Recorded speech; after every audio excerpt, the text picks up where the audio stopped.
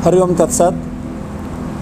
कल हमने योग के सामान्य परिचय दिया था। आज हम मूल विधि कैसी होती है उस पर चर्चा करेंगे। उसके बाद थोड़ा विधि सीखेंगे।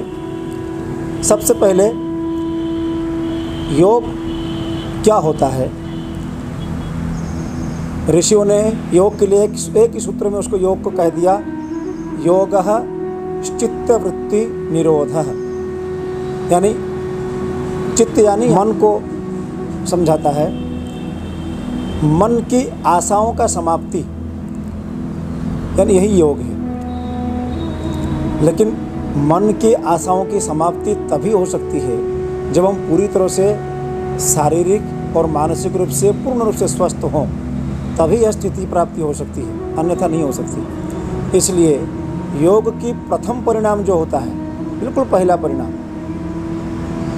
स्वस्थ व्यक्ति को स्वस्थ करता है। फिर उसकी यात्राएं शुरू होती है पूरे अंत तक, आत्मा का परमात्मा से मिलाना या स्वयं से मिलना। स्वयं से मिलना ही परमात्मा से मिलना होता है। इसलिए अब हम योग से रोग की निवारण कैसे हो उस पर चर्चा करें। आयुर्वेद में एक सूत्र आता है, कफः पंगुः पित्तः पंगुः पंगवो मलधातवः वायूनां यत्र नीयन्ते तत्र गच्छन्ति मेघवत्। अर्थात हमारे शरीर में कफ, पित्त और विभिन्न प्रकार के धातुएं हैं। तो सारे धातुओं का स्थिति क्या है? पंगुवत यानी जड़वत है, उनकी अपनी कोई गति नहीं होती। जिस प्रकार आकाश में बादल भी स्थिर होते हैं, बादल को गति देने का काम कौन करता है? वायु। वायु जिधर से बहती है उधर ही बादल बहने लगते हैं। ठीक उसी प्रकार वायुनाम यत्र नियन्ते तत्र गच्छन्ति मेघवत्। हमारे शरीर में भी जितने भी धातुएं निर्मित होते हैं वो सारे धातुएं जड़वत होती हैं, लेकिन उन धातुओं को गति देने का काम रस, रक्त इत्यादि, कफ इत्यादि धातुओं को गति देने का काम वायु ही करती है। इससे पता चलता है हमारा शरीर क्या है? वायु प्रधान होता है। हम कभी कभार 10-12 दिन तक आहार लिए बिना जीवित रह सकते हैं, पानी पिए बिना भी हम कुछ दिनों तक जीवित रह सकते हैं, परंतु वायु के बिना यह शरीर क्षण भर भी नहीं रुक सकता। इसलिए यह शरीर क्या है? वायु प्रधान शरीर है। शरीर को स्वस्थ रखने में सर्वोत्तम जो साधन है वो वायु ही है, जिसे हम श्वास के रूप में लेते हैं। योग क्या है? योगी क्रियाएं जो होती है वायु की ही साधना होती है। तो वायु की साधना में हम कभी श्वास को लेना, कभी श्वास को भीतर रोकना, कभी श्वास को बाहर रोकना, ये सारे क्रियाओं के माध्यम से हम कुछ योगिक क्रियाओं को अभ्यास करते हैं। ये हो गया योग की विधि का सामान्य नियम। कब श्वास लेना, कब छोड़ना, कब भीतर रोकना, कब बाहर रोकना, इन सब नियमों का पालन करते हुए हम योग क्रियाओं में उतरते हैं। ये पहला नियम है। आरंभ कैसे करना है अब उस पर हम आते हैं। अब हम योग की प्रारंभिक विधि बताने जा रहे हैं। अब आपको यथास्थिति में जैसा जैसा निर्देश मिलेगा, निर्देशों के अनुसार कार्य करने हैं। अब सुनना मात्र नहीं है। सबसे पहले योग में 3 आसन होते हैं, स्थिर आसन जिसे कहते हैं। बैठने वाले 3 स्थिर आसन होते हैं जिस पर हम बैठ सकते हैं। पहला आसन है, यदि आपका पद्मासन लगता है तो पद्मासन का पहला विधि है, अपने दाएं पैर को उठाएं, एड़ी को नाभि पर टिका दें, पैर को थोड़ा सा पीछे की ओर रखें, यहाँ पैर को छोड़ दिए, एड़ी बिल्कुल नाभि के जस्ट नाभि के नीचे ही रहेगा। अब दूसरा पैर उठाएंगे, उसको भी नाभि पे टिकाएंगे और छोड़ देंगे। ये हुआ पद्मासन। कमल पुष्प के पंखुड़ियाँ एक ही केंद्र से निकलती है। ये आपके जो दोनों पाँव हैं ये कमल की पंखुड़ियाँ हैं। ये हो गया पद्मासन। जिन मित्र का पद्मासन लगाने में कठिनाई होती है वो आप सुखासन में बैठ सकते हैं। सुखासन क्या है? एक पैर यहाँ लगाइए, दूसरा पैर बाहर रहेगा। कुल मिला के ये है, दोनों पैरों की स्थिति बिल्कुल बराबर होना चाहिए, भूमि पर सटा हुआ होना चाहिए, ये स्थिति रहेगी। कमर सीधा, रीढ़ कटी सीधी। तीसरा हम अभी नहीं बताएंगे। तीसरा आसन सिद्धा आसन, या स्त्रियों के लिए होता है सिद्ध योनि आसन, उसके बारे में हम विशेष रूप से कभी चर्चा करेंगे। आज हम ये दो चीज़ बता रहे, बैठने की स्थिति, या सुखासन या पद्मासन। पद्मासन लगता हो तो पद्मासन, अन्यथा सुखासन। ध्यान रहे, बैठने की स्थिति में दोनों तरफ बराबर रहे, बैठने की स्थिति होगी। उसी अनुसार जो भी आपके लिए सुविधाजनक स्थिति हो, उसी अनुसार अपनी सुविधाजनक स्थिति में बैठ जाएंगे। दोनों हाथ घुटनों पर, ज्ञान मुद्रा या चिन्ह मुद्रा, ये दो मुद्राओं की स्थिति में रहेंगे। गर्दन थोड़ा सा आगे झुकी हुई, कमर सीधा, रीढ़ कटी सीधी, गर्दन सीधा, शरीर ढीला, मन सहज। आंखें धीरे से बंद कर लें,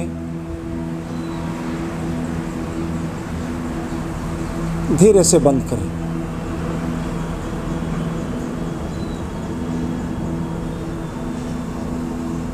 शरीर बिल्कुल ढीला रखें, शरीर में कहीं कोई तनाव नहीं, कोई खिंचाव नहीं। कमर सीधा, शरीर बिल्कुल ढीली, बिल्कुल ढीली। कंधा, गर्दन सब सहज। एक बार लंबी गहरी सांस लेंगे और छोड़ देंगे।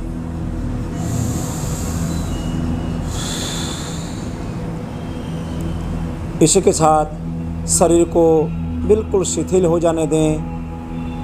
श्वास की गति स्वाभाविक होगी। श्वासों पर मन को केंद्रित करेंगे।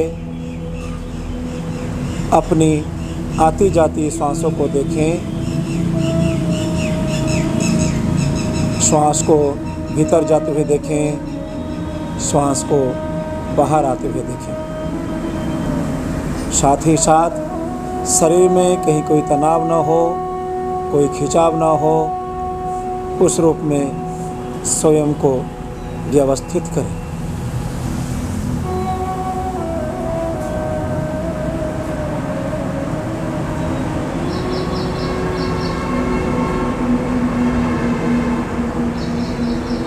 अब हम 3 बार ओम मंत्र को उच्चारण करेंगे। ओम मंत्र के उच्चारण के लिए लंबी गहरी सांस लें।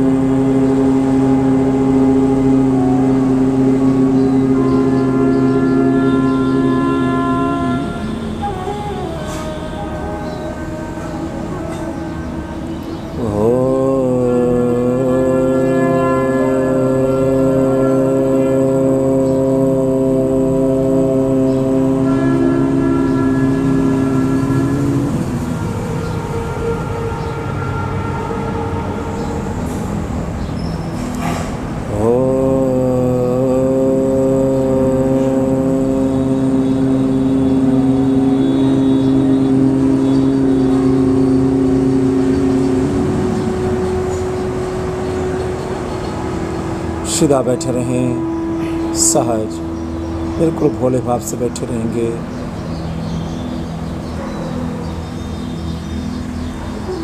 अब हम शांति मंत्र का पाठ करेंगे।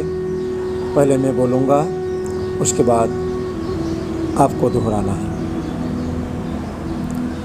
ओम सहना भवतु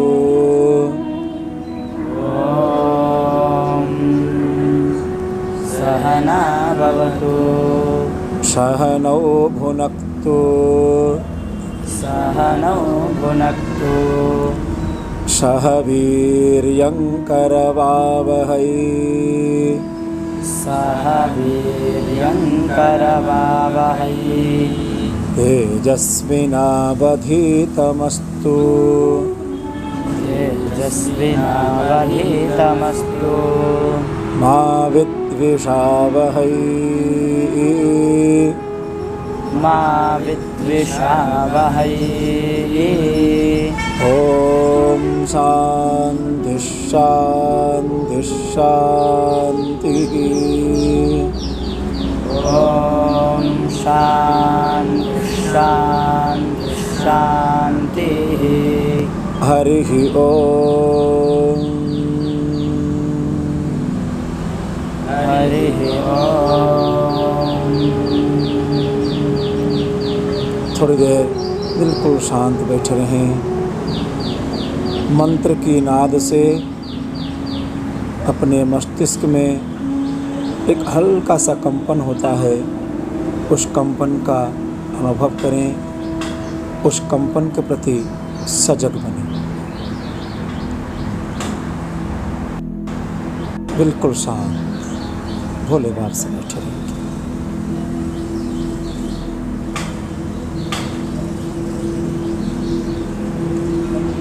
धीरे से आंखें खोल दें।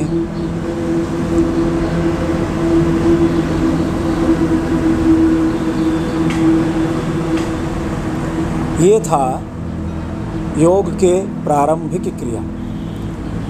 योग में प्रवेश करने से पहले हम ओम से ही शुरू करते हैं। बाहर घूम रहे मन को समेटते हुए धीरे धीरे अपने भीतर केंद्रीभूत करते हैं। मन को केंद्रित करते हुए किया गया अभ्यास ही योग कहलाती है, अन्यथा वह सर्कस कहलाएगी। इस चीज़ को भूलना नहीं है। शुरू से लेकर के अंत तक मन को केंद्रीभूत रखना है।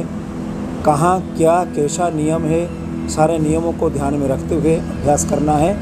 अंत भी उसी प्रकार ओम का उच्चारण करते हुए फिर धीरे से बाहर आना है, अपने व्यवहारिक जीवन में आ जाना है।